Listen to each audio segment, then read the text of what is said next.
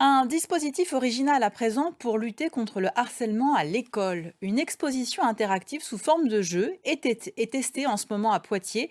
Elle permet de sensibiliser les collégiens et de trouver des solutions concrètes. Lucie Secconi et Stéphanie Choris. Sur cette map, vous avez différents quartiers qui sont représentés par des couleurs et par des formes. Cette quête, pour aller visiter les différents quartiers du monde de Ella, vous allez la faire en équipe.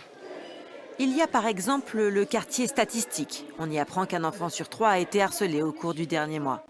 Plus loin, au quartier centre-ville, on découvre que les violences sont sans frontières. Je ne savais pas que ça pouvait se faire dans les transports.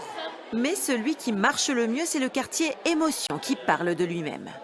Très très triste, on se sent très mal dans sa peau et on peut malheureusement se suicider. Et on peut malheureusement se suicider. C'est quoi le suicide? Ça vous paraît un peu rude, un peu dur?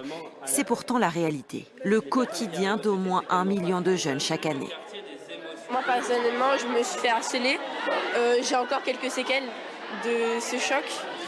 Une exposition de plus pour lutter contre le harcèlement? Non, celle-ci est interactive, d'où son nom Ella. C'est le jeu grandeur nature qui la rend si attrayante.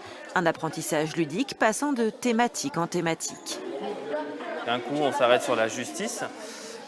Et donc là, ça va nous permettre de réaffirmer que le harcèlement est illégal depuis quelques années et depuis la loi de 2022 est devenu un délit.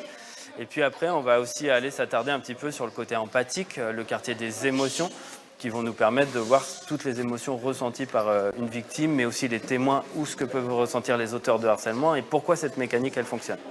Victimes, témoins, bourreaux, tous sont concernés par les 8 panneaux avec un volet pour réaliser et un autre pour agir, prévenir. Après 2 heures, le bilan est positif. Comprendre que le harcèlement, même si c'est pour rigoler, c'est pas drôle, c'est une mauvaise blague. Si une personne se fait harceler, je peux être témoin, je peux dire à tout le monde. Je peux dire à des gens. Petite piqûre de rappel à toute fin utile, le 3018 est une application contre le harcèlement et les violences numériques, le 119 pour enfants sans danger.